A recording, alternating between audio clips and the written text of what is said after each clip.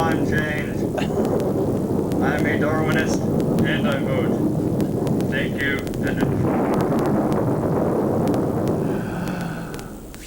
Good morning, Austin, and welcome to the Atheist Experience.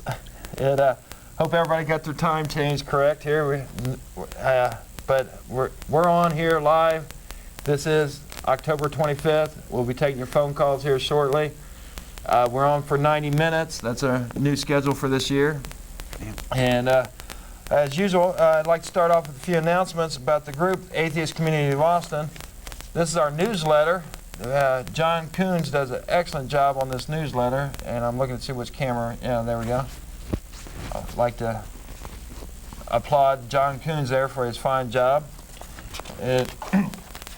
We meet every Sunday at the Hot Jumble Bakery, which is down on West 5th and Lavaca, and it's free and open to the public. We always like meeting new people. And there's pretty much it for announcements on the group. I can't think of any other announcements. Right?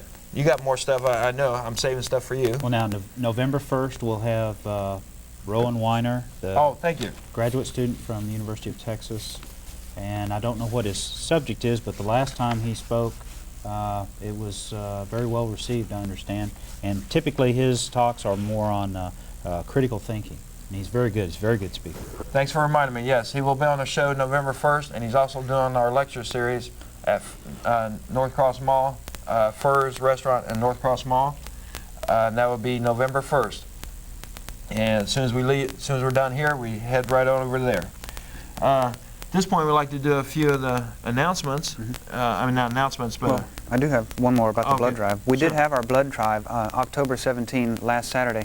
And we're going to schedule the next blood drive for roughly 1 quarter later. We'll let you know exactly when, but it'll be around January sometime, we believe.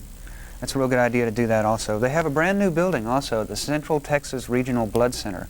And it's huge and it's beautiful. I'll go and check it out if I were you while you're giving blood. And what else? Now we go on to news articles that made it into the news. Okay, real quick, I have one. From the Free Thought Today, excellent publication put up by the Freedom from Religion Foundation. Jesus jewelry recalled. The State Health Department in Tennessee was the first to issue a warning that has since gone national about dangerous levels of lead in certain imported jewelry bearing the religious inscription WWJD, also known as What Would Jesus Do? The department found high lead levels in a Knoxville toddler. Tests uncovered dangerous levels of nickel and lead in the inexpensive necklaces imported from China, Korea, and Taiwan. Kmart responded by pulling necklaces from all its stores. Officials at Kmart advised consumers to either return the jewelry or throw it away. Bang! Thank you so much. And I mean, boy, you can come up with all kinds of variations on that theme. I like why waste Jack Daniels? That's one. There you go. Yes. Anyway, go ahead. I'll get others here in a minute. Okay. And no. I hear gibberish going back here in the background there. I was wondering what was going on. That's all right. Let's go on down the line. Don Rhoades is our co-chairperson for Atheist Community of Austin, and you brought in several topics you'd like to touch on today. So we'll just hand the floor over to you. Remind everybody, this is the 25th. And we are live on the air. We will be taking your phone calls, so we'd love to hear from you. And it's all you, Don. Okay. Well, I'd like to remind everybody that if you have any questions about our calendar or our group, feel free to call us at 371-2911. That's our voicemail setup. You leave your phone number or address or email address, and we'll send you along whatever information you ask for. Recently, or last weekend, I got the opportunity to attend the FFRF, Freedom from Religion Foundation convention in Madison, Wisconsin. They're the folks that put out this wonderful newsletter, which is certainly one of the top 2 or 3 newsletters for folks like us. It covers a lot of topics. It's really interesting, and they will send you a sample copy if you give them a call. And I don't have their number in front of me, but it's available from information in Madison, Wisconsin. I went there Friday. Friday we did a tour. All the atheists and freethinkers went down to a place called Memona Center, which is a Frank Lloyd Wright designed convention facility. And that doesn't have anything to do with atheism, but it is a very beautiful place, built out. Part of it overhangs crystal clear Wisconsin Lake, and that will be a venue for FFRF conventions sometime early in the next century, which is not that far off. Friday night we had some Freethinker Awards, and I got to see and meet some real interesting people. The Freethinker of the Year Awards went to a collection of people who were victorious plaintiffs in a Wisconsin Good Friday law suit. Wisconsin had a law that said everybody had Good Friday off for the purpose of going to worship, and the judges didn't have a whole lot of problem with that. They made short work of that, and that law is now history. The FFRF has a special Emperor Has No Clothes Award, which went to a man named Chuck Rendiers, and that was for being the local plaintiff in a suit against a religious shrine in a public park, and that suit is ongoing now. The Dixie Jonkinen Student Activist Award went to a young man named Adam Butler, who is a hero. This is a fine young man. He is an atheist in the state of Alabama, where they don't treat atheists real kindly, and he's funny and he's smart, and I'm going to try to get him to our convention. I think y'all would enjoy meeting him. And then they had the Free Thought Heroine Award. This went to a young lady named Mary Kate Durkee, and I don't know if it's been in the papers. I don't know if you followed it or not, but we talked about it on our show once. Okay. Her, I believe it's Glendale High School in California, they made her do the Pledge of Allegiance. And she's an atheist. She doesn't believe in God. She didn't like doing it. She also doesn't think that everybody has liberty and justice for all.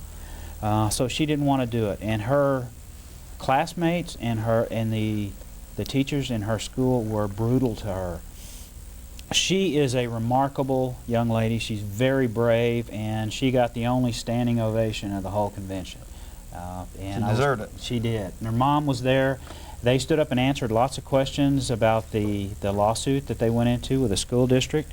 They were asked about what monetary damages they sought. They didn't seek any. All they wanted was for her to have the right to not have to participate in the Pledge of Allegiance. And she's going to continue at this high school, and I think she's an extremely brave young lady, and she's a hero. She's definitely a hero. Friday night, Dan Barker gave a Free Thought concert, which was wonderful. One quote from a song that stuck with me that I really liked was, "When I call myself an atheist, I never stand so tall, oh yes. It helps me stand for so much more and fall for so much less." I just really liked that quote, and it was a wonderful concert. On Saturday, we heard from an attorney. Jeffrey Castle spoke on religious school vouchers and the looming possibility that in the near future, public schools in many areas will be stripped of funds and resources in order to enrich private religious institutions. Then Professor Stanley Cutler of the University of Wisconsin gave a humorous, entertaining talk covering much the same subject, but with a broader, more historical tone. Professor Cutler saved some of his choicest barbs for Chief Justice Rehnquist of the Supreme Court. On Saturday afternoon, we heard attorney Rick Ganulin explain his suit, which is challenging Christmas's status as a federal holiday. Then Catherine Farringer of San Antonio, who some of us know, and she's a very dear person and a wonderful atheist, updated the convention on the cenotaph struggle. She ended with an a cappella version of her Rock of Sages, which her tribute to the stone and the struggle.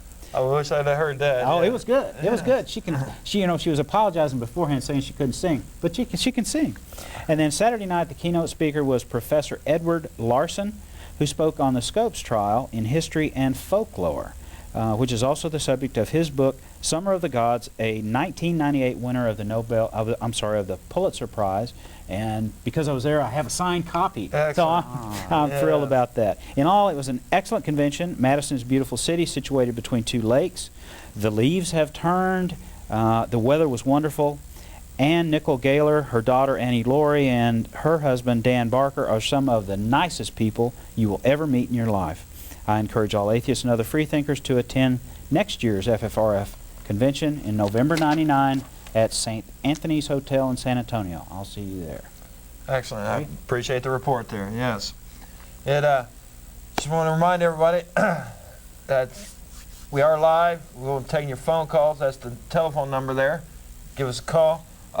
And this might give me a chance here to highlight this one answer to. We've had this guy call a couple of times, and his assertion was Christians say the Bible tells them not to read anything else for spiritual guidance.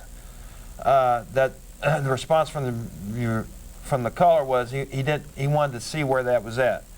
So thanks to David Kent there, he got me a couple of verses here that I thought I might, even though I hate reading Bible verses on this show. This is Deuteronomy 4:2. You shall not add unto the word which I command you. That's Moses speaking. And then the final comment from the New Testament, John the Revelator speaking. If any man shall add unto these things, God shall add unto him the plagues that are written in this book. Revelations 22:18. That there is just a couple verses.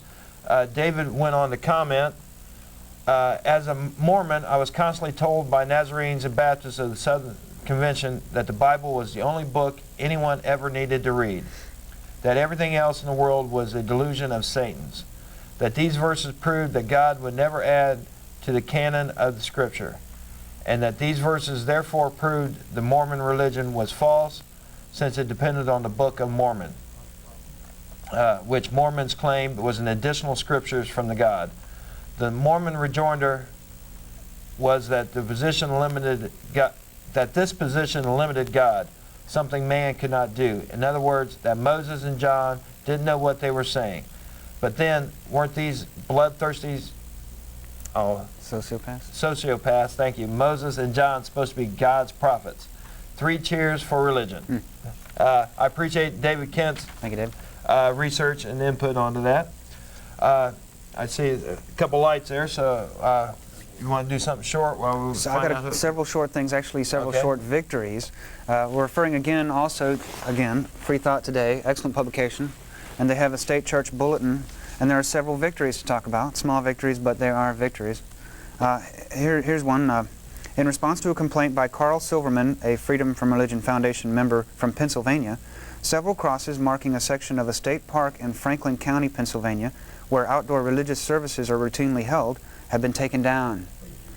The state ordered the Franklin County Sunday School Association to remove the crosses from a small clearing known as Cathedral in the Pines, which lies within the Meecaw State Forest and Chalcedonia State Park. Under a compromise struck in August, the association may display crosses only during services. Well, there's one. I got others. Okay. Let's see what our caller has to say here. Russell? Yeah. Good morning. The quote you just gave doesn't say don't read anything else or don't do anything else. It just says don't amend anything to the canon. It says you shall not add. That's the Old Testament and the Right. New Testament. It says don't add anything to the plenary inspired Word of God. It doesn't say don't read other books. It doesn't say don't look other places for truth. Bible, I'm not going to quote the Bible because you don't want to hear it, but it says many times, know all things, seek the truth. But all that is saying is don't mess with the canon. It also says in there, don't take away from it. It just says don't. All that's saying is don't edit the book. That doesn't say that the book is the only book you can read. In no way does that say that that's the only exclusive source of information. Okay, and I will do more research. This was here with just a couple verses. And I wish I'd brought the book. But you understand what I'm saying, right? I understand exactly what you're saying, but you don't seem to concede the fact that that's all I heard the whole time I was going up in church was, hey, this is God's word. Don't look nowhere else. You know, we're not saying that the Bible is the only place. I mean, we're atheists. Neither are Christians. Okay. Well, some Christians do. I agree that there are many practices, but if you read the Gospels, it's a story of a man who went into a church and found nothing but hypocrites. So the ideas of Christianity, the ideals of Christianity, are different from the practice. I'm sure there's hypocritical atheists, just like there's hypocritical Christians. Oh, I assure you that there are. But are you saying that that Christians only believe stuff that's in the Bible, that's spelled out? Excuse me? Do Christians only believe stuff that's spelled out in the Bible, or are there other things? Like I can't find the Trinity. Can you? Or purgatory. Yeah, Oh, there's there's- lots of concepts that really kind of developed afterwards that really aren't in what you call Scripture. Oh, that's absolutely. And one thing is orthodoxy. The early Christian churches developed this idea that there was one true way, and there is a lot of that, carrying on today. And you may not feel that way, but It's a closed system of belief, but so is yours. No. well, Oh yeah, sure it is. How Of do- course how- it is. And anyone you're going to reject de facto anyone that says anything about any sort of supernatural creator. I mean, that's the whole deal. Is that your leap of faith in asserting? I mean, a guy made this point last week that in asserting there is no creator, that's as great a leap of faith as asserting there is a creator. Agnosticism is difficult to argue with, but atheism isn't. But anyway, my No, point not is, really. I just wanted to make the point that the two quotes that you read out of the Bible Okay. don't in any way prohibit Christians from looking other places for sources of information. In fact, there are many places in the Bible, and I'll read them for you next week if you want, that say, Please. go out and seek truth, know all things. All right. Have no fear of the truth. Okay, then you have no fear of our show. No, I watch it every week. all right. Have a Thank good you one. for calling. I appreciate your input. And all Christians do look other places. Yes, I mean, yes. that's fine. There's However, nothing wrong with that. I think this indicates, though, the very spirit of the Bible. With the spirit of the Bible and the spirit of what's written in there actually says in spirit, don't look anywhere else, especially if another religion is involved. The first commandment tells you not to bother with other religions. I think that's good enough. Yes. We got several callers here. Let's go on down to Jeff. Hi. Hey, good morning, Jeff. I recognize that voice. Yes. I want to respond to that last caller. All Please. right. He said something to the effect of atheists asserting the non-existence of God, and there are certainly atheists that do that, and they do that on the basis of problems with specific definitions of God that they're presented with. Good point. But it is not at all necessary to assert the non-existence of a God in order to be an atheist. Absolutely. In order to be an atheist, all you have to do is not actively believe. You can certainly consider the possibility and await definitions that are borne out by evidence, and be willing to believe that if it came along. But as long as you do not believe, then you are then you are an atheist.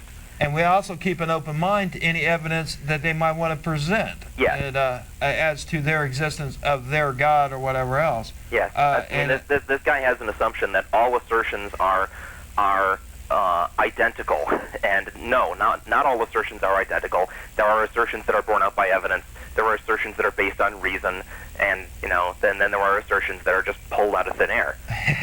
Good point. Lots of those.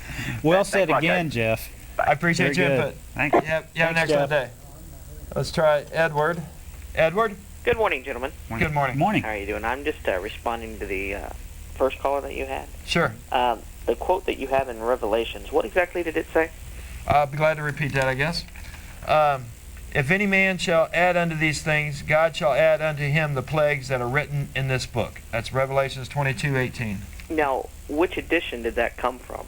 I assume the King James Version? After we changed it to the way that they wanted it, they said, okay, we can't rewrite it again, guys. Is that it? Right, yeah. After they went through several editions before they could sit down there in the 1400s and decided that, yeah, this is the final edition. You're absolutely right. Thanks for pointing that out. Okay, thank you. All right. Bye. That was an excellent point from the caller there. That's right. That this decision was made, 1,400 years after supposedly Jesus died or whatever else. And I would like to mention something. sure, this is Arlo. To my observation, a huge percentage of Christians do not look anywhere else. Look at the way they claw and scream and whine about evolution being presented in the classroom, just as an idea, even objectively. Good point. That's right. But of course, that is only some Christians that do that. And also in response to the first caller, who said that we have kind of an unfair assumption about supernatural stuff. Right. I am convinced that there's no supernatural. I mean, and I know that we've talked about it, and y'all have looked at the evidence, and we start by saying that none of the evidence is very convincing. Excellent. But I think at this point, I do have that kind of assumption. I do kind of discredit anything that comes up that is a claim for the supernatural, partly because the previous claims have failed so poorly, and also because history, archaeology, all kinds of things don't make sense. If you have the presence of a supernatural there, where things can just appear and disappear, and there's a magic and all kind of, a worldview without a supernatural, to me, makes more sense, and I'm going to stay with that until there's evidence to the contrary. All right, I'm thinking this might be the same Russell. What? Whoops. What'd you do? Hello? Hang on, You got right. I didn't want. I don't know how that got up there because I hit this button. Russell? Yeah, it's me again. I just wanted for us to be a little bit more rigorous on definition of terms. My dictionary says an atheist is one who denies the existence of God. So let's just make sure everyone's talking about the same kind of atheist. That's not our definition. Yeah, Yeah, that's not our definition. That was something that a Christian wrote. Yeah, what version of that dictionary are you reading? Russell? I think he went away. It is He was taken up. Yeah. Is that the American Heritage Dictionary? It is important to note that Webster's is a Christian-run organization. We have appealed to them to improve their definition, bring it on more aligned with reality and respectfulness towards atheists, and they have refused year after year. And how would you define atheism? Okay, an atheist is a person who does not have a set or a system of beliefs on or about the supernatural. Simple.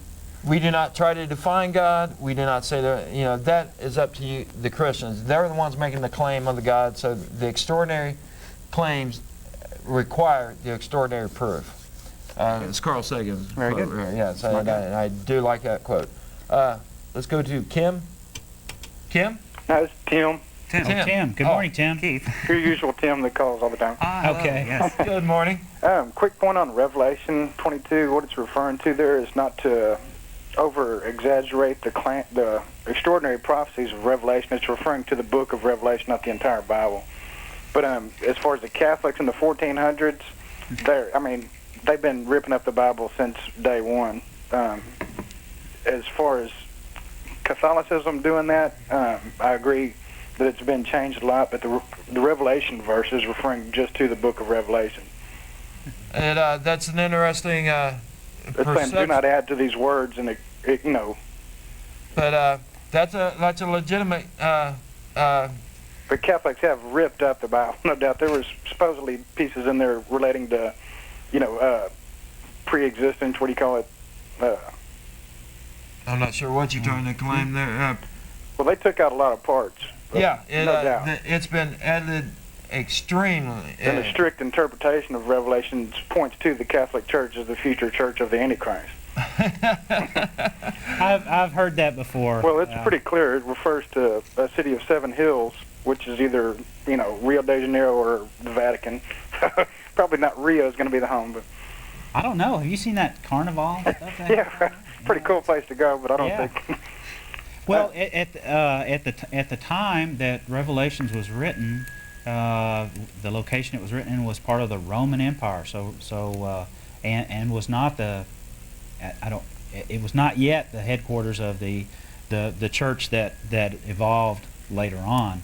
Right, but try not to group fundamentalist Christians with Catholics because it's totally different. It's hard for us to keep them all straight. I'm a Southern Baptist, so if you don't agree with me being a strict Southern Baptist, then everybody's going to hell anyway. So. Okay. You're right. All right. Thanks, guys. All right, see you there. That was an excellent point about all the variations of Christians that are out there. That's true. It's all different kinds, all different stripes. Let's give one. Mary? Hello. Good morning. Good morning. Yes. Well, it's about the call about the Creator God. Uh-huh. I would have to reject that on the intellectual basis of all the hierarchical baggage that it carries. I mean, am I going to have to live a life where somebody's always my boss? Where somebody's always got the right to tell me what to do? I don't think so. I think I'm the one that can run my life the best. And I don't think anybody else loves me or my life enough to do the best for it as much as I do. And that's why I have to reject it. And another thing that still bothers me, always will, until I die, is the anti-Semitism, okay? I mean, that comes strictly from Christianity. You're right. Where else? You're right. Look at what's been done because of that anti-Semitism. And I'm not going to follow an ideal that has that in it, that has the potential to do something like that. That's crazy. But the reason I think it's done is because being a follower is very convenient. You don't have to do a lot. You don't have to do a lot Somebody of else things, does right? your thinking for you. Yes. It's really intellectually lazy, and I can't respect it, okay? As an intelligent person, I cannot respect it. And that's all. I appreciate your call. Thanks, Mary. Bye. Thanks. Love hearing from you. I do have a couple things here. Sure, you want to do another one? Sure, real quick. Let the callers get caught up here. A brass plaque of the Ten Commandments was removed from the Rockville, Maryland courthouse in May after Montgomery County Attorney Charles Thompson ordered it removed and put in storage. Thompson said in late August that he took action to avoid a lawsuit by the ACLU, which tried to have the plaque removed in 1994. County officials had agreed to incorporate the plaque into a historical display or remove it. They are now removing it. One more little victory for us, and I have plenty more. All right. Thank you. Let's try Bill. Bill? Yes. How do Good you morning, spell Bill. Ronan Wider's name, or how's it pronounced again? I've seen him before. He's really exceptional thinker. I believe it's R-O-H-A-N, Wynar. R-O-H-A-N. Wider. Roan. Rowan, yeah. Holler it out, David. R-O-A-H-N. R-O-H-A-N. W-Y-N-A-R. Did you hear that? Not the last No, we part. can't hear that. W-Y-N-A-R. Okay. Anyway, he's an exceptional person to watch on any subject. He is. He's very. He's a lively speaker, and he just exudes intelligence, and he's a lot of fun. He is a lot of fun. Definitely need more of that rather than less. Thank Absolutely, you. absolutely. And it'll be next Sunday on this time and channel. That's right. Great. Thanks. Thank you. Thank you. Ethan? Hey, how's it going? Excellent. It's going good. I was just going to call to point out the difference just in terms of terms, atheism and imtheism, just like amorality and immorality. Whereas immorality is being against morality and amorality is being without morality. And a lot of people have a hard time understanding the difference there. Imtheism would be against a belief in God. Atheism is simply without a belief in God. Theism being a belief in God or a supreme power. And atheism would be just simply without that. Excellent point. And what was the word again you used for against Imtheism? God there? What? I'm sorry? Say it again. The word that you used to say you were against God? Well, imtheism would be being against theism. That's a new one on me. Or anti-theism. Simply, just because, I mean, listen to the words, amorality is simply being, like without, and immorality being against. I understand what you're saying, yeah, but that's the first time I'd ever heard that term, and it's an excellent point. And that definition is the without theism or without God, without theism really is accepted by lots of atheists, but we kind of agree that it's a clearer picture of what we really feel when you lump in the whole supernatural. Right. I mean, if somebody's into shamanism and witchcraft or black magic, but they don't have a God, are they an atheist? Really not by the way we like to define ourselves. Good point. Absolutely. Okay. I appreciate your call. Thank you. Let's try Nate. Nate? Hey, how's it going? Good morning. Just had a thought on the supernatural, that throughout history, the supernatural, what was considered to be the supernatural, has turned out to be like scientifically understood or natural. I guess you could put a God quality to it, but we've come to understand it as a scientific principle rather than just the supernatural. Right. Every natural phenomenon through the earth, from wind, the rain, the sun, all had a God associated with it at one time until we came up with a scientific explanation that better fit. Right. I was just wondering, too, if you guys, if anywhere in the Bible that it says anything about the earth being round, or if they ever describe it at all. There's parts where they describe the four corners of the earth, and there's phrases which seem to assume a flat earth. Uh-huh. Well, anyway, I was wondering about that, of what they really thought. If there was really a God, then he should have been able to tell him that it was round, I guess. Well, there, you know, when you look at the Bible, there's really not a whole lot of what we would call scientific language at all. I mean, you can. There's a deal about Joshua where he supposedly makes the sun stand still, and of course it wouldn't be the sun. You'd have to make the earth stand still. Except but, the earth is flat. Yeah, and if you turned it over, everybody'd fall off. But there's just not a whole lot of things about that we would call related to science, understanding weather or physiology. I don't think there's a word for brain in the Bible. So it's really written on other metaphysical or supernatural subjects. All right. Well, thanks a lot. Thank you for calling. Excuse me. Go right ahead, Darla. I've heard of an example from the Bible of where maybe it's the Bible. If anyone can call in and affirm this, but I think it's the Bible that speaks of a tree that grows so tall you can see all of the land, and that requires a flat Earth as well. Right. Yes. Right. Excellent point. Sure, go ahead. He's got one more news article. I want to give you a chance for your editorialize there. We're just going off today on the Free Thought today. This is a little old, actually, but in San Antonio, Texas, a cab company owner was cited in early August by the city's ground transportation unit for violating a city ordinance prohibiting cab operators from offering more than a 20% discount on fees set by the city's Transportation Advisory Board. Vincent Thompson, owner of Alamo City Taxi, began offering in mid-July Sunday-only fares at 50% off the regular price for riders going to and from church. Big principle, small discount. That's been changed. Thank you. All right, callers, hang with us. Don wasn't here last week. We mentioned the Matthew Shepard. I was trying to think of his last name there for a minute. Thing last week, and you want to bring it up again? And I sure do. I mean, this just made a lot of people really, really mad. Yes. This apparently was a real nice young man that was treated real brutally. Well, here's my thoughts. The recent murder in Wyoming of gay college student Matthew Shepard has resulted in an outpouring of revulsion towards the brutal act, as well as increased calls for the enactment of state and federal hate crimes legislation. These laws are widely supported by gay rights supporters, including most atheists, who believe that their enactment would send a clear message that bigotry-based violence is unacceptable. This atheist would like to echo the sentiments of Clarence Page's column printed in Monday's Statesman, that there is a better way. One is to enforce equal protection under the law.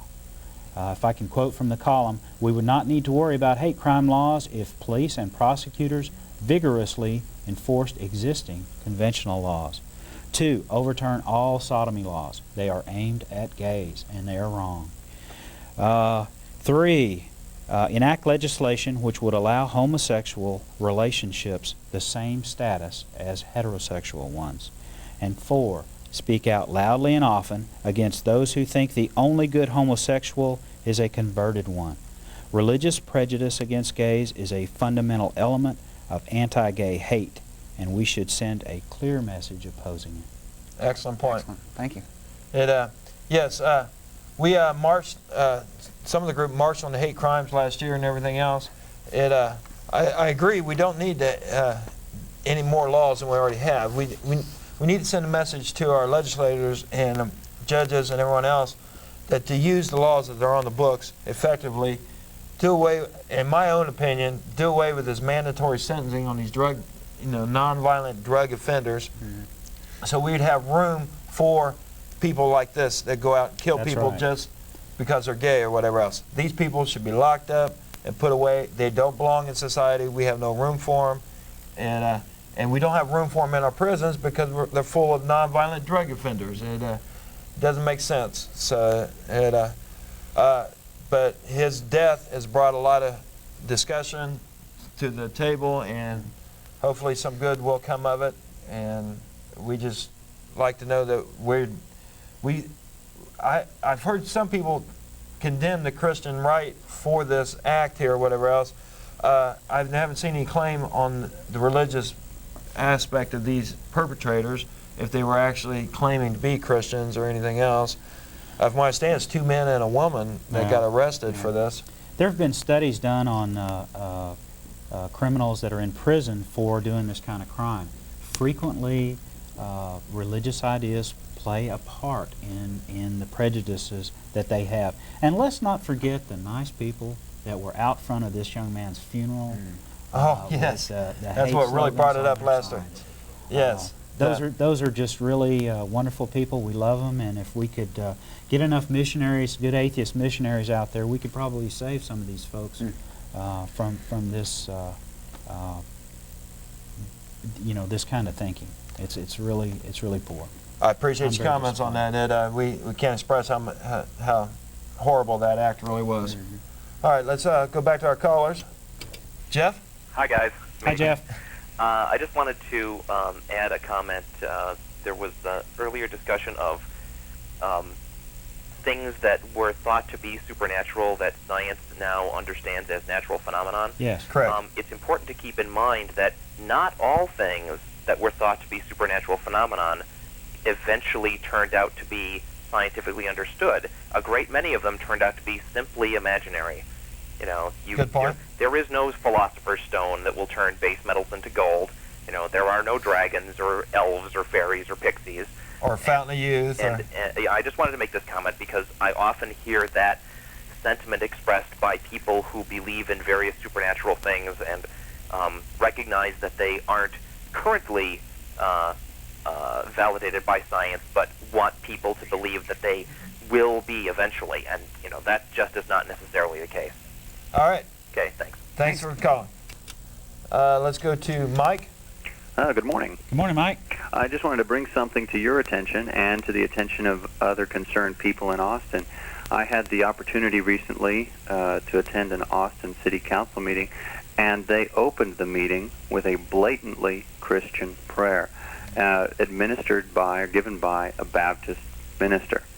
And yes. This was particularly disturbing to me, as on that particular day, there were many Hindus in the audience, in attendance at the city council meeting. Good point. And this didn't faze the minister or the city council members at all.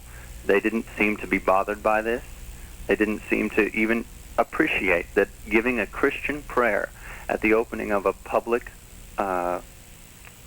meeting like that, especially when there were members of another religion present, was something just completely unacceptable. Please write and tell your city council that we have wrote and talked to them about that. Their philosophy is that's an invocation that's done through invitation, and so they go through the different churches and they got a listing of churches, and any of these people on this list can volunteer to do the invocation, and they're saying that it's before the city council, and it has nothing to do with the city council. So, but you're right. It's our public officials and our public buildings being paid by our tax money. Their salaries are being paid by our tax money. The maintenance for that building's being paid by our tax money, and everything else. It is a public function, and it shouldn't be done. Were you offended, Mike? I'm sorry? Were you offended when this happened? I was startled. I'm beyond the point of being offended if some person prays in front of me and expects me to participate. I mean, I've experienced that so many times that I'm pretty nonchalant about it now. But it startled me, and it offended my sensibilities in one way because I realized how terribly unconstitutional it was, and I said so at the time. To who? Well, to a friend of mine who was sitting with me, and I was startled also because someone who overheard me turned around and said, "Well, you better be careful what you say. You might end up like Madalyn Murray O'Hair." Yeah, because she was arrested for that, for protesting it once. She was arrested in that very room. Really? Yeah. Well, I appreciate your input. Okay, thank you. Thanks, Good morning. Mike. Didn't she have a lawsuit over that? Oh, yes. Do you know what the result was of that? The result is they still pray. Constitution be damned. They'll push in their prayers, and we actually have a little history with that. But we'll go to that later. Okay. All right. Let's go to another Mike. Yeah, I have a question. Sure. You guys last week were talking a lot about the Matthew Shepard murder. Correct. Were there any religious underpinnings to that murder? Were these people doing it in the name of God or anything like that. Well, we just got done discussing that. We don't have that for any fact, but I've seen several editorials in the paper and everything else blame the Christian right, but I don't know where they're getting their facts from. I personally have not been blaming the Christian right because I have no factual basis to blame. It's the Christians who are justifying it, though. Remember that. Yeah. Well, okay. Now they're not justifying the murder. What they are saying is that these people are they're in sin. It's an unacceptable lifestyle. I mean, they go into it a lot more really than the Bible does. I mean, the Bible really kind of mentions it in passing with dietary laws and stuff about clothes you wear. It didn't even make the top 10, right? It's not in the 10 Commandments. No, that's true. So religiously speaking, it's not. I mean, I can't see justifying the uproar over homosexuals that the religious right has made. And I feel that their constant, they've kind of made this a cause. And it's been going on for a long time. And this contributes to the atmosphere where crimes like this can take place. What about the people that you said were protesting at the funeral? Were they That was a religious-based group? minister. The Westboro Baptist Church, they traveled the country doing that very same thing. And they were not the only group that was there protesting this funeral. And what we also heard was that they were shouting, I'm going to get to that, Keith, they were shouting over the fence between them and the funeral group, and the parents were able to hear what they were saying, and it was terrible things they were saying. They were very nasty. They really were. Now, this is a small minority of Christian fundamentalists that are doing this. I mean, the rank and file, we wouldn't expect this kind of behavior out of, but this was terrible. Was this the group that lives around the Dallas area? That's just Kansas. Where? Kansas. Okay, I saw something about them on TV a couple of years ago, and I think I know who you're talking about. It's a really small church, from what I understand. It's not that big. They're just a family church. Just one big family. Right, exactly. Okay, well, thanks a lot. All right, you have a good day. All right. Take care. You want to do your Unsung Atheist Hero? Oh, sure. Well, we have a minute, okay? Yeah. Every week I try to do a little bit on our show called Unsung Atheist Hero or Heroine of the Week. And my pick for this week is George Sand, who was a writer.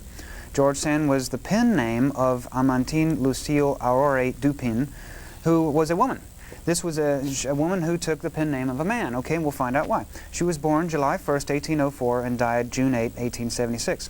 Several notable female writers in the 1800s had to use male pen names to avoid persecution from Orthodox religious leaders and many of politicians of the day.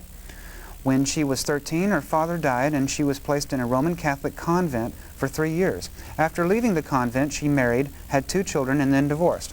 She then moved to Paris to begin her career as a writer. Her writings were very critical of organized religion. Her works came out around the end of the French Revolution, when a window of opportunity was opened for criticizing the entanglements between government and religion. Amantine wrote eloquently about the need for individual intellectual liberty and a secular government, as well as women's rights. She had many detractors, and she took their attacks in stride. She was a proud atheist. And every week I try to have a quote from this person I featured. This is George Sand, of course, the female writer who took the male pen name. And her quote is, quote, "I reject Christianity's anthropomorphic God, made in our image, silly and malicious, vain and puerile, irritable or tender, after our fashion," unquote. Excellent. Appreciate it. And knowing about atheists through the history there, because we never got that in school or anything else. And just remind everybody, this is live October 25th. My name is Ray Blevins. This is my co-host, Joe Zamecki.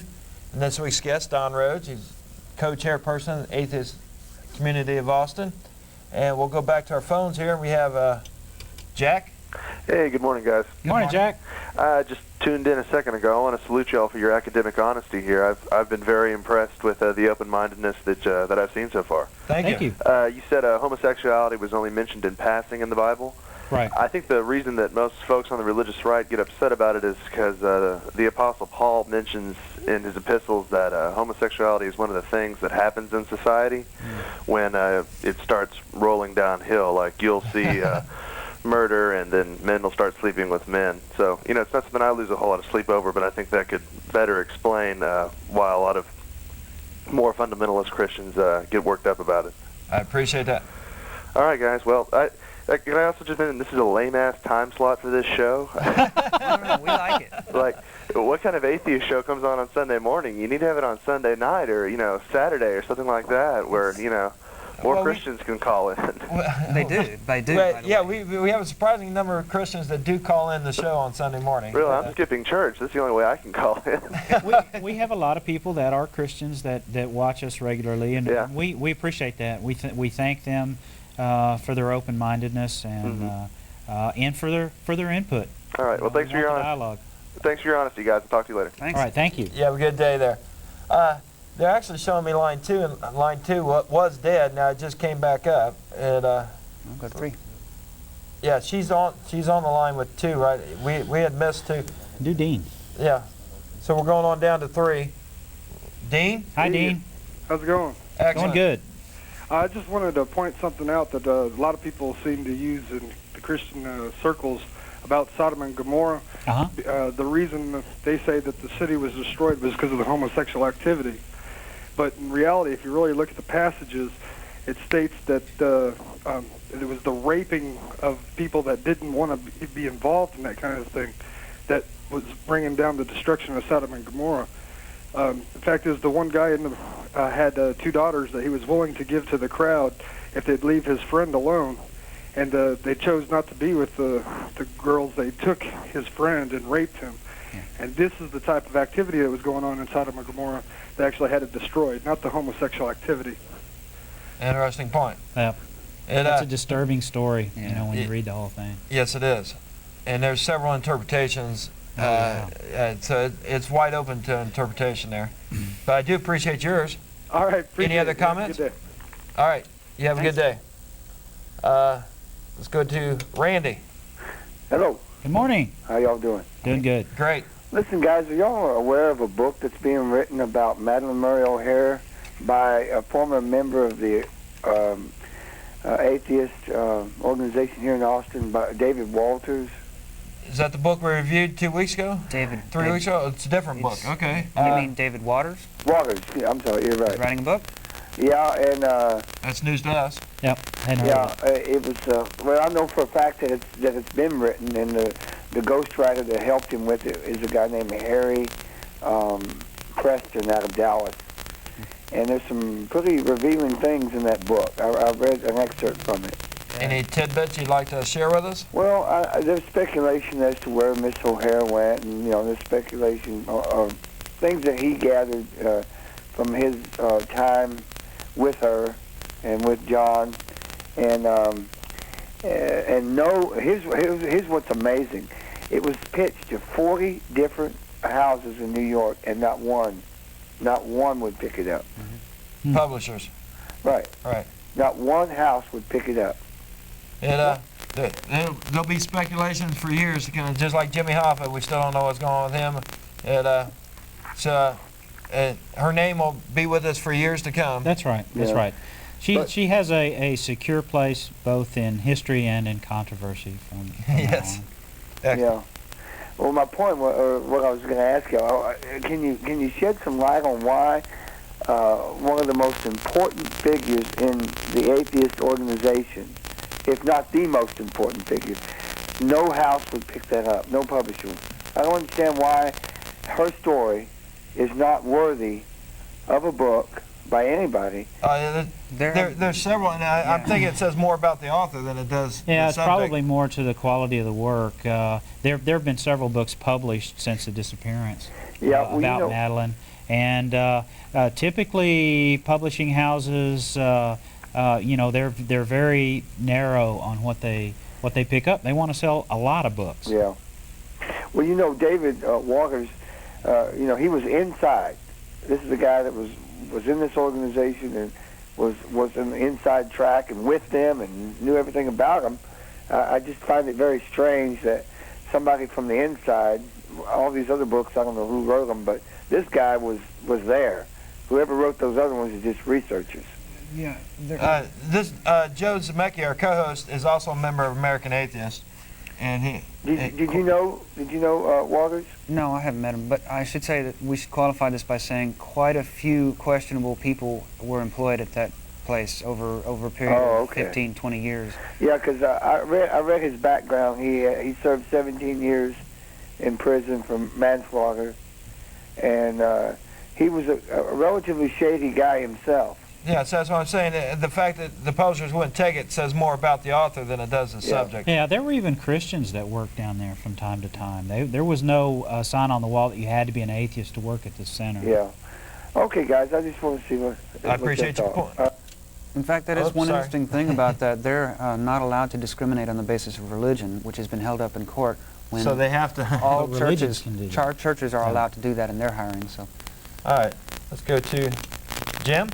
God rules, Baldy. Well, it wouldn't be... Where were you last week? Yes. Take a day off. What's this on line 1? Oh, okay.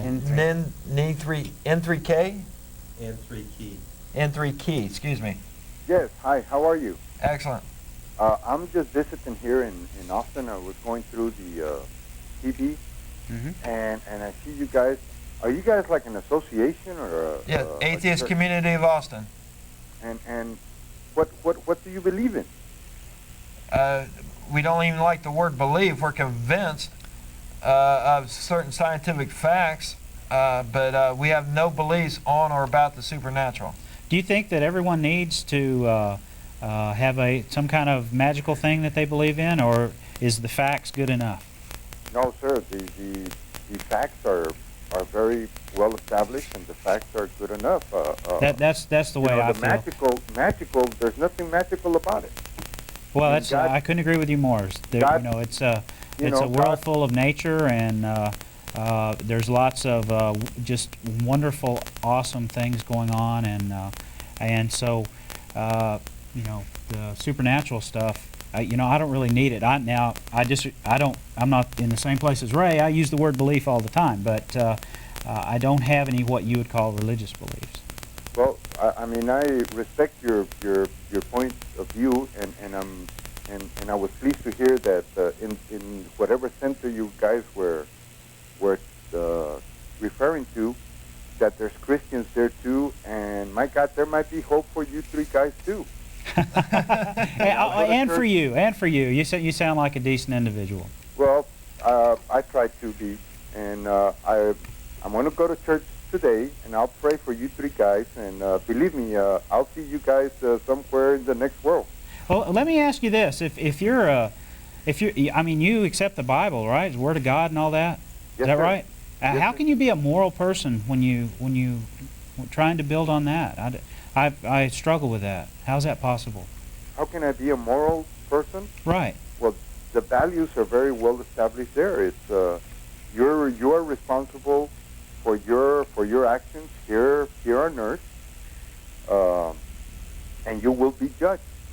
Okay, but you're expected to do what God wants, what God thinks is right, not necessarily what you think is right. Isn't that correct? No, sir. You're absolutely wrong. We all have a free will. So what you say is okay. It doesn't necessarily have to agree with the Bible. Is that right? If I don't want to, you apparently don't, and you have a free will. I was born just like you were, from two parents.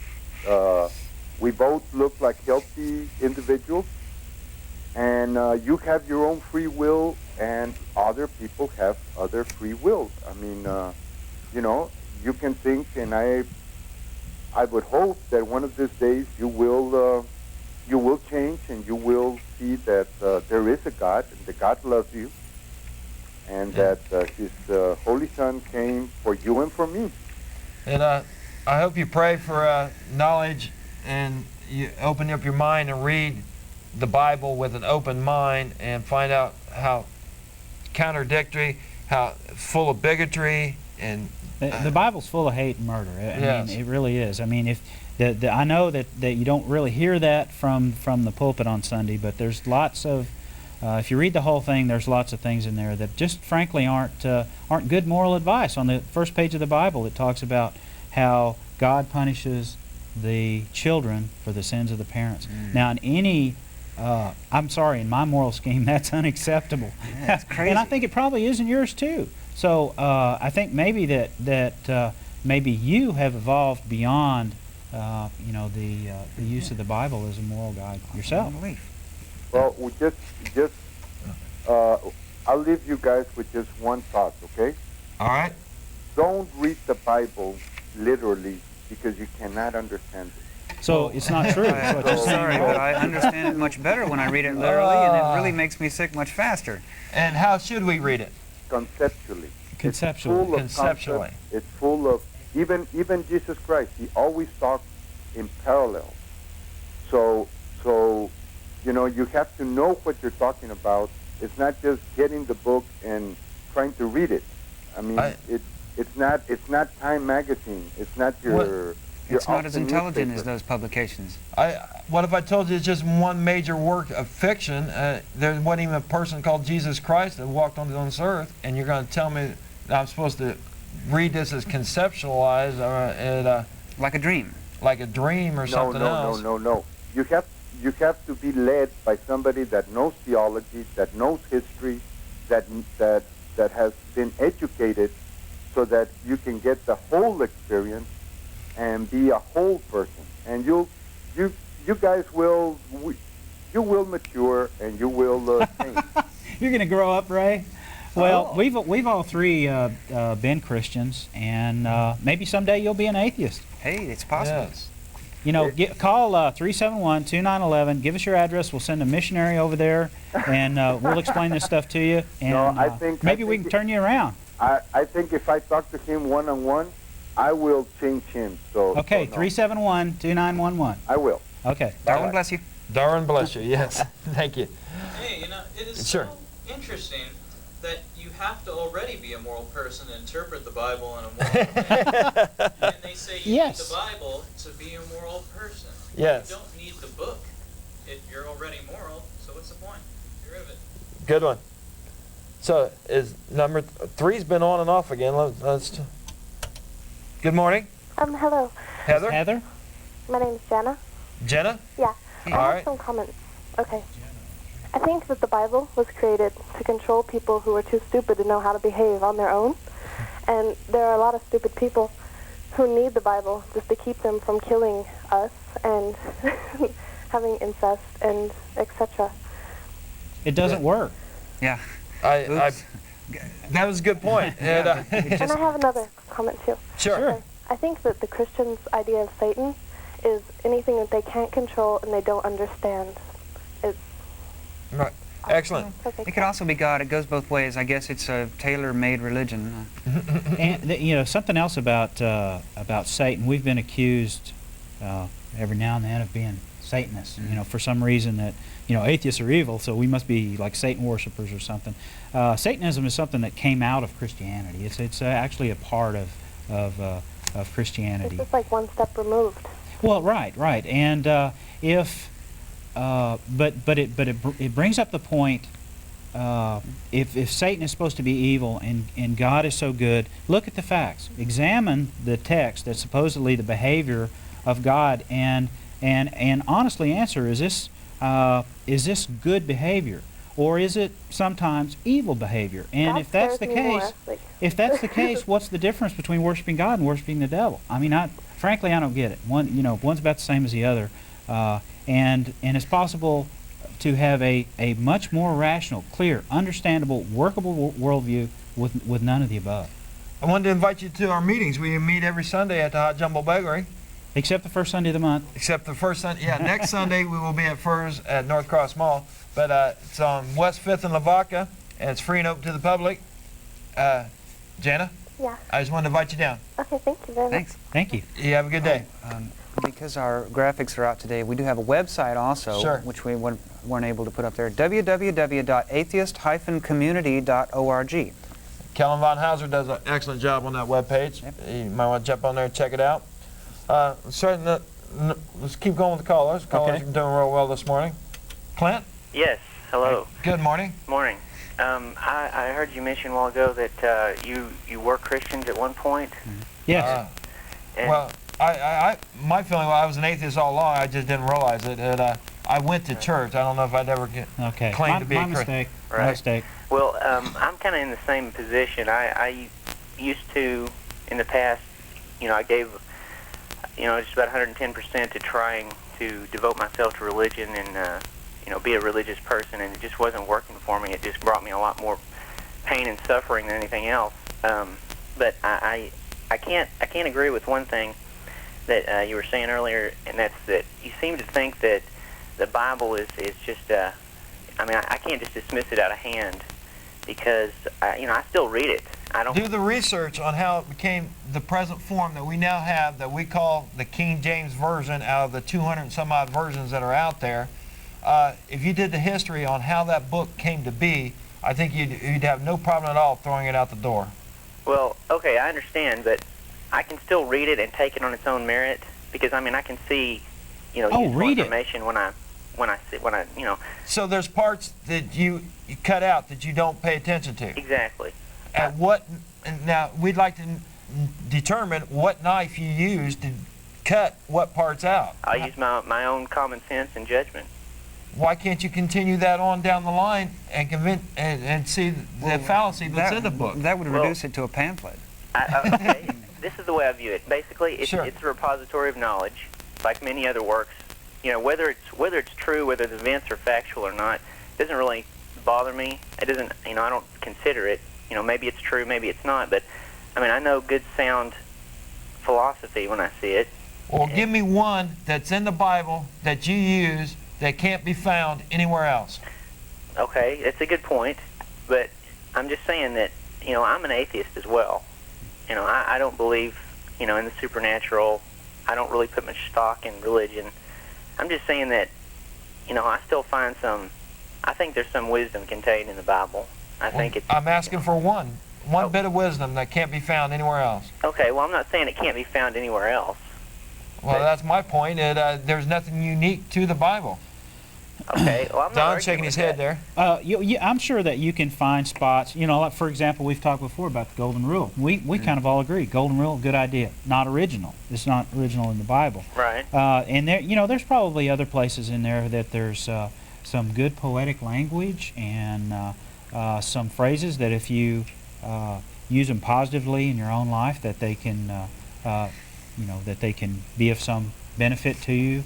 What I assert strongly is that, and I think we're all in pretty much agreement on that, is that you shouldn't go running to the Bible to help you with your moral decisions. You should do what everybody already does anyway, which is examine your conscience and go to seek the help of people that you think are will give you sound advice. And if you're looking for truth, that probably the last place you want to go is ancient myths and old texts. To find the truth, you really kind of have to work at it. It's not that easy. You gotta try. Right. And I encourage you. I compliment you on being an atheist, and I encourage you to keep reading the Bible. It won't hurt you unless you interpret it as like it's telling you to do something or believe a certain way, or telling you to go shoot abortionists. And but there's some other things you should read. We got some.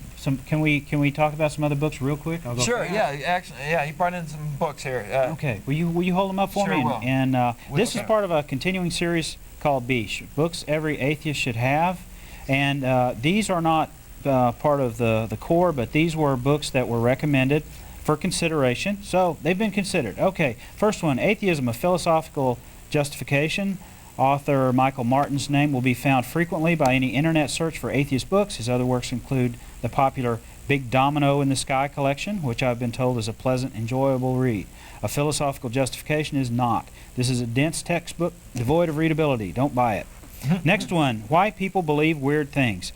This is by Michael Shermer, who is publisher of Skeptic magazine. It's a pretty good magazine. He has penned a more enjoyable work, but my reactions to it are mixed.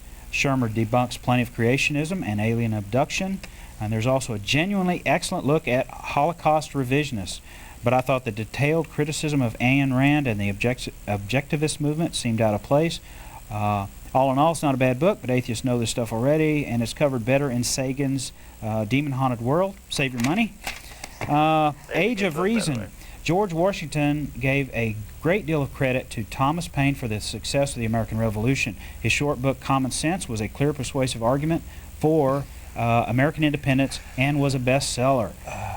His stirring pamphlet, The Crisis, appeared at a time when the Continental Army was licking its wounds, and Paine's words worked like a Darrell Royal halftime speech when Washington had it read to the troops at Valley Forge. All educated Americans should know who Tom Paine was and should also know that he wrote a book on religion, which shouts with exquisite clarity his disgust with Christianity. The Age of Reason is, on the one hand, an attack on the truth and moral value of the Bible. Personally, I'm unclear why Paine was so certain that proving Moses was not the author of the Bible's first 5 books was so important, but he spends lots of time on that. Then we are shocked to hear that the God of the Bible has behaved poorly and that Joseph had 2 different sets of ancestors. If you're atheist, you already know this stuff. The other thrust of the work was an aggressive plug for deism, Paine's one true religion. I'll forgive you if you skip this one also. Okay, that leaves the Bible according to Mark Twain. Twain's Huckleberry Finn is considered by many the greatest American novel, and certainly his status as a special hero of atheists and other freethinkers is well deserved due to his frequent and often humorous jabs at popular Christianity, mostly unpublished during his lifetime. The Bible according to Mark Twain is a compilation of these works, many of which are unfinished. If you are a religious-free Twain aficionado, you will likely enjoy these humorous tales as well as lots of commentary on when and where each work was created and what plans Twain may have had for it. 2 central themes dominate: what really happened in the Garden of Eden and what's heaven really like. These are repeated over and over as Twain struggles to create a larger work, and this part of the collection drags a little. Letters from the Earth is excellent. That's superb. That's contained in there. But my favorite was Advice to Pain, Etiquette in the Afterlife, where the departed are advised not to overdress, a fig leaf and spurs will do, and not to tip St. Peter openly. Then we are warned that when leaning over the rails, enjoying the suffering of the damned, please be ready to help restrain any mothers who might spot any of their unbaptized children below crying for help, for she might throw herself over the baluster to join her child, and once in hell she could not get back to heaven no more. In fact, she will not want to get back among any such human refuse. The devout would not enjoy this collection as much as I did. They should read it anyway. And let me just go back over the books that were selected. Every atheist should have. 1, the Bible. 2, Bible Handbook by Foot and Ball. Case Against God by George Smith. Demon Haunted World by Sagan. Why I'm Not a Christian by Bertrand Russell. And Losing Faith in Faith, Dan Barker. Right? Thank you. Caller? Yes. I appreciate you hanging on all that. I forgot and left you on there. I hurried. But there's some excellent books for you to be reading. Well, I really appreciate the information, and I will check those out. All right. Thanks a lot. Thanks. You have a good day. You too. Well, we got a bunch of callers waiting here online, and let's go to Mary. Hello. I had to call when I heard him say that about good sound philosophy. Philosophy is a quest for the truth. And when he said that he didn't care whether it was true or not, that's not good sound philosophy. Because excellent point. That's what philosophy is all about. The second one I wanted to make was that I keep hearing about this revelation and how I'm supposed to be so scared about what's going to happen in the tribulation and blah, blah, blah. But the thing is, Revelation, and I learned this at a humanist seminar a couple of years ago. Revelation was written as part of a literary trend at the time it was written, and it was real popular to be writing apocalyptic works because everybody was real scared back then, and they thought the world was coming to an end, so they were all writing books about the end of the world, and that's all it is. It's the result of a literary trend, and I don't understand how anybody could be scared of something like that. Well, if they're convinced the Bible is a divine instrument, then they're going to think it's true. So yeah, they'll use it to scare. Well, that's some pretty undivine people talking about divinity. There you go. I like that. Thank you. You're welcome. Bye-bye. You have a good day, Mary. All right. David? Hi. I'd like to say I agree with a lot of what you guys are saying. And my question is also related to Armageddon and Revelations.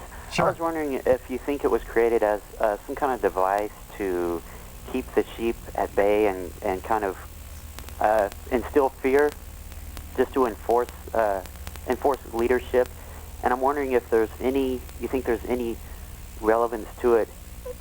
ironically, in the future, that might happen to the Christians, not so much because of a God, but more because of something someone else is going to do to them, or what's just going to happen to their religion as time goes by. I also have a joke for you before I leave. Sure, we always like humor. Okay, if I become an atheist, will I become bald too? Turn around, Joe. Yeah, let's hear it down, Joe. Okay. Cool. No, I'm bald by choice, not because God said so. Okay. And, you have a good day. Thank you. Hey. But I had something else. He brought up a good point there, and then he got me sidetracked. I'm getting you, man. Oh, yes. Again. See? And, I was getting ready to say something else. I done forgot what I was going to say. Let's go on to Ken. Good morning, Ken. Hi, Ken. Yeah, guys, I just wanted to share something with you. Sure. This is from a writer. I'm not familiar with any of his other pieces, but anyway, Charles Bukowski. And one of our crew recognizes the name. Oh, very good. Okay, well, I'll just run this as quick as I can here. He says, for those who believe in God, most of the big questions are answered. But for those of us who can't readily accept the God formula, the big answers don't remain stone-written. We adjust to new conditions and discoveries. We are pliable. Love not be a command or a faith doctrine. I am my own God. We are here to unlearn the teachings of the church, state, and educational system. We are here to drink beer. We are here to kill war. We are here to laugh at the odds and live our lives so well that death will tremble to take us. I like that. I do too. I'd like to know what else he's written. I don't know, David. You know of any other titles? There's several books. Stumped us at the moment there. And, leave your number on our voicemail, 371-2911, and David will, who is a walking encyclopedia of information. Sometimes it takes a few minutes for it to cycle up. We'll get you some more titles and give us an email address, phone number, or snail mail address, and we'll fix you up. All right. Thank you very much. Thank you for calling. That was an excellent quote there. I like that. I'm not familiar with that person. You want to do a quick one on? Sure. This was in the Statesman today, and we can see this very well. It's kind of hard to see what those are, but Greece tries to head off auction of ancient texts. The picture was a 10th century copy of a 2,300-year-old text by Greek scientist Archimedes. It will be auctioned Thursday unless Greek officials can claim it after investigating how it became privately owned. There are several copies of this text that Archimedes made that have been found. This is the only one, though, that is still privately owned, and there's going to be an auction at Christie's. Anyway, I just got this to bring everybody up to speed about Archimedes, who was a scientist living in Greece 2,300 years ago, several hundred years before Christ, of course, who was making discoveries about physics and reality and the earth and astronomy and engineering that we now know to be true. And I was wondering if anybody, any of my callers or members or anything, had any more information about Archimedes and what his religious affiliation was. And we can only assume that since he lived in Greece at that time, it might have been Greek mythology. But when you read what he did and what he discovered, it's really hard to believe that he would subscribe to any supernatural. He explored physics, astronomy, and engineering, and it is credited with discovering the principle of water displacement while in his bathtub. It's a long story, yes. His inventions include a planetarium that demonstrates... Yeah, me too. It's fun. His inventions include a planetarium that demonstrated the movement of the stars, the compound pulley, and a device for raising water.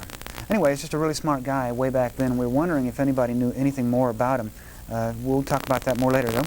Actually, I thought it was Archimedes who had said that if there were two king gods, you had to come to the conclusion that one of them would have to be false, and if one of them, why not both? Why not both? There you go. Yeah. I might be wrong. It might be another philosopher of his time, but it wasn't. This was also a quote from an inventor. Maybe. Smart guy. Thank you, Arlo. That was Arlo, our sound guy. He does a great job out there in the sound. They're showing me names, and I don't see any lights on here. And okay. While we have a minute, nobody's talking right now. Another story from the Statesman today, and this came from the New York Times. One, yes. From Indonesia, in a city called Turin, Indonesia. Shrieking triumphantly and waving bloody sickles and knives, about 30 motorcyclists drove slowly through the town in a victory celebration. Onlookers cheered, and the atmosphere was half exuberant, like that at a carnival. But it was also half terrified because one of the motorcyclists was waving a bamboo stake on which was impaled the head of a young man. And they yelled, Allahu Akbar, which in Islam means God is great. The motorcyclists shouted that while waving their sickles in celebration of having killed a man they regarded as a sorcerer. They are rounding up people they think are sorcerers in Indonesia today.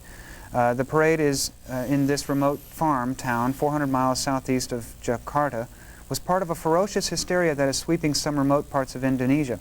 Communities are so terrified of black magic that vigilante groups are forming daily to seize, torture, and execute anyone suspected of being a sorcerer. Suspicions are easily aroused now, and people are attacked because they are outsiders, or they lack identification, or they cannot quickly convince a mob that they have been in business, or they have business in the area. About 150 people have, or perhaps even more than that, have died so far in this frenzy. And this is Indonesia. They're going a modern-day witch hunt, basically, is what it is. That's right. And it's amazing. It's terrifying. Still going on, and it doesn't sound like they're doing. You know, vigilantes. There's no court involved or anything else. There's no. If they're convinced you're a witch, you're in trouble. And another one here in Paris. This was at a church in Paris. When the French villagers of Delaine saw vases explode and candlesticks soar through the town church last weekend, first they called the police, and then, just to be cautious, they called the exorcist. About 50 people saw the strange events, which began last weekend as townspeople were rearranging the church for an orchestra concert. Moving the altar in their church a few inches seemed to trigger the flotation and explosion of holy objects, witnesses said. And then they tried to get a gentleman in here, well, the mayor of the city, of the Valley Village in eastern France, not Paris, but the mayor of this little village went in and saw it himself. And he's quoted as saying, "Believe me, I'm not someone who's really interested in the supernatural, but when you see it in front of you," and then he trails off. That's all the quote. That's the only skeptical remark they'll include in that. Yes. Anyway. Well, I see some more lights going here, and give them a couple minutes here to get the name to us here, a couple seconds here. And we are live October 25th there. Atheist Community of Austin will be meeting as soon as this show's over. We're heading down to Hot Jumble Bakery. I'm hungry this morning. I don't know if my stomach... It's a time change. Is that what it is? Yeah. I was wondering if my stomach growling got through on the microphone there. And all right, let's go to Walter. Yeah, I had a question for you guys. Sure.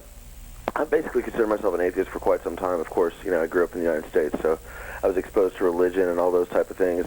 But I've never really placed myself in any type of group or anything like that. Is it? Would you? I tuned in actually recently, and I was wondering, do you guys consider yourselves a group, or how do you handle other people's casting dispersions on your beliefs? Well, there's a couple things there. We're actually a nonprofit organization, official 501c organization, Atheist Community of Austin. Okay. Now, atheists as a group, we have no official dogma or anything like that. So anybody who wants to claim the name atheist doesn't necessarily they're going to come in and say that they believe everything that we believe. There's such a wide variety from atheists.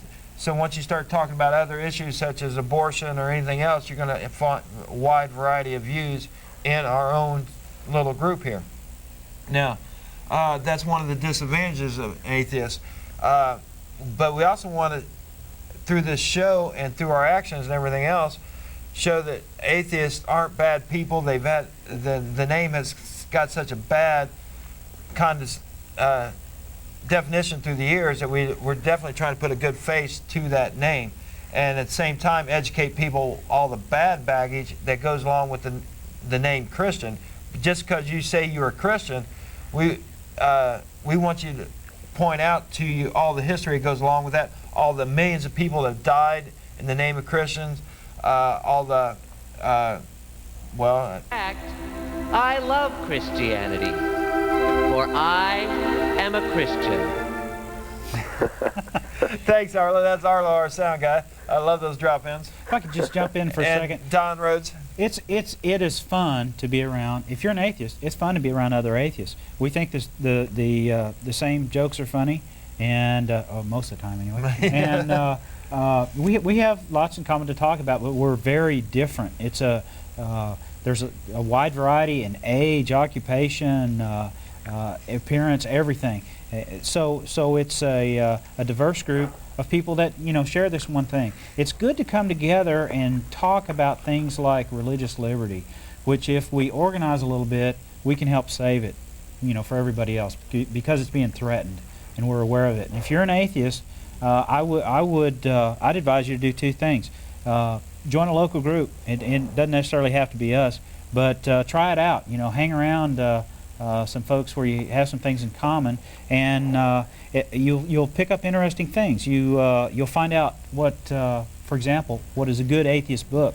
I'd also join a national group, because a lot of times they're the ones that can do the lawsuits and things like that to protect the wall of separation. And a lot of times, that's fun too. They have real good newsletters, and you can hear about other efforts that are going on in other parts of the country. All right. Well, thank you very much. This is actually the first time I've ever really seen anything about this, and it's been one of those things that's very difficult to. It's one of those things I tend not to want to bring up amongst people, just because their reactions tend to be so violent, and they try to, well, not violent figuratively speaking, they try to pigeonhole you and put you into this category where that you're less of a person than they are, and they need to instantly convert you, and that you're going to drop down on your knees, and it's nauseating to me. And I had never really seen it brought out before. I've talked to other people that shared my beliefs, but I've never really seen it put forth in this forum, I guess. Isn't it interesting that with a lot of, this is not true of everybody, but with a lot of Christians, it seems like that they are invalidated by disagreement. I think that's true. And the other thing that I actually had a Catholic priest tell me, one of the best things I heard actually to justify atheism was from a Catholic priest. He told me that people can't have faith unless they've questioned it, and I've questioned it, and I just haven't come back to it. There you go. Well, come down and visit us at the High Jumbo Bakery on West 5th and Lavaca. If you can't make it down, call our voicemail 371-2911. Leave us some way to get a hold of you, and we'll send you some information that you might enjoy. Well, thank you very much. Thank you. Have a great day. Why me, Lord? Cool. We still got a few minutes here, but I'm hoping Arlo's going to play that music again. Does he know that? About 3.5 minutes till. Okay, we still got a couple minutes yet. And this looks real interesting. Did you bring that? Actually, Vic brought that in. I appreciate Vic. He is on our crew here. We brought in this one here about Research Center stakes its claim to the existence of vampires. And actually has a little question here, but there's a gentleman here, Joel Martin, director of the Vampire Research Center in New York City. Big cities have a very fluid population. But seriously, folks, the file cabinets in Martin's office are crammed with thousands of dossiers from people all over the world who believe they are vampires. See, so it takes all kinds. But so far, the center claims there are about 1,000 vampires based on confidential vampire census, with about 400 of them scattered about Canada, Mexico, and the United States, where San Francisco, Chicago, Los Angeles, New York, Washington, D.C. are some of their favorite stays. But it goes on. Martin explains that vampires drink human blood because they have the need to drink it. It's called hemotomia, a craving for blood. We at the VPR believe that this craving is not physiological, but psychological. No, it's not psychological, but physiological. I'm sorry, I had it backwards. It's also one of the ways to tell whether or not you're a vampire. Here are 10 more of the VPR questionnaire. Are you a nocturnal person and dislike daylight? Are you a loner and tend to be secretive? Do you naturally look younger than you are? Are you supermodel thin and pale? Hey. Do you have elongated canine teeth? And do you need to drink blood? Anywhere from 2 drops to a couple ounces daily, which usually comes from a cooperative giver. Do you have legal access to blood via job or hospital or blood bank? Boy, that's so they're questioning all the people. Yeah, we're doing a quarterly blood drive here. Do you have a strong interest in vampirology? I don't know. Halloween's coming up here. Yeah, Halloween's coming up.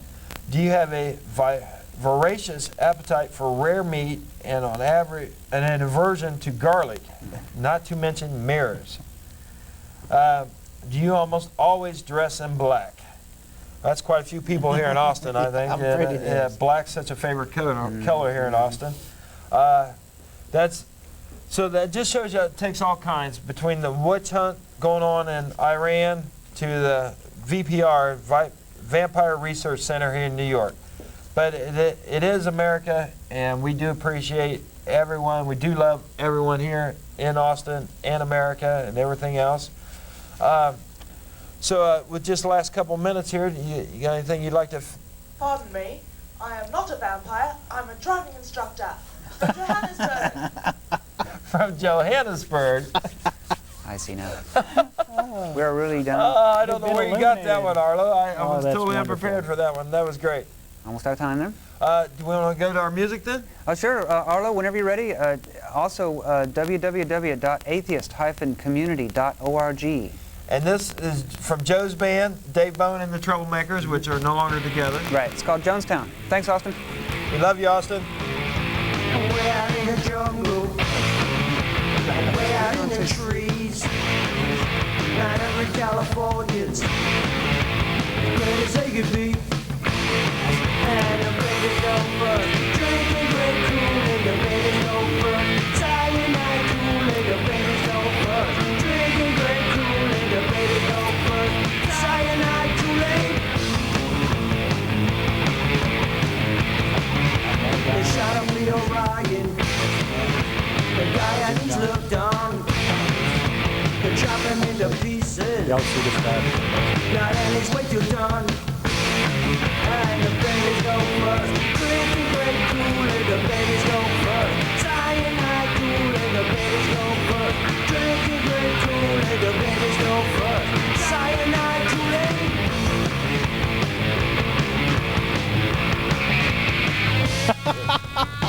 Now, we're losing it all the way.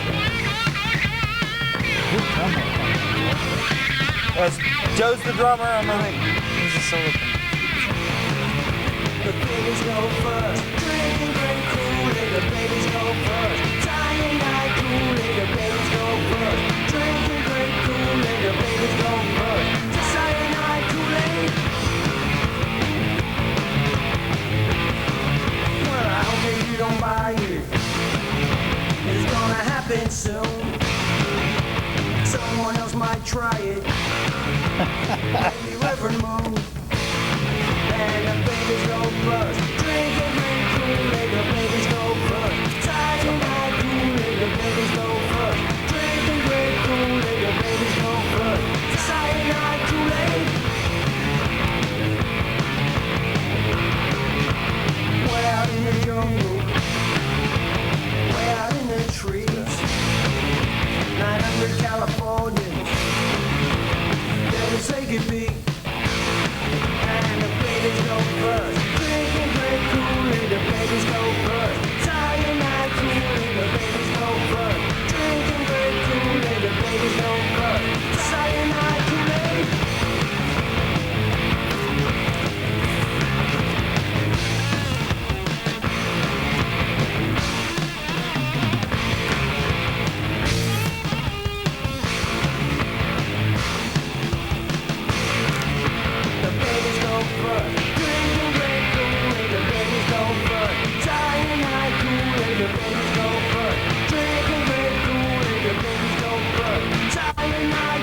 Yes, there's our crew. Hello, crew.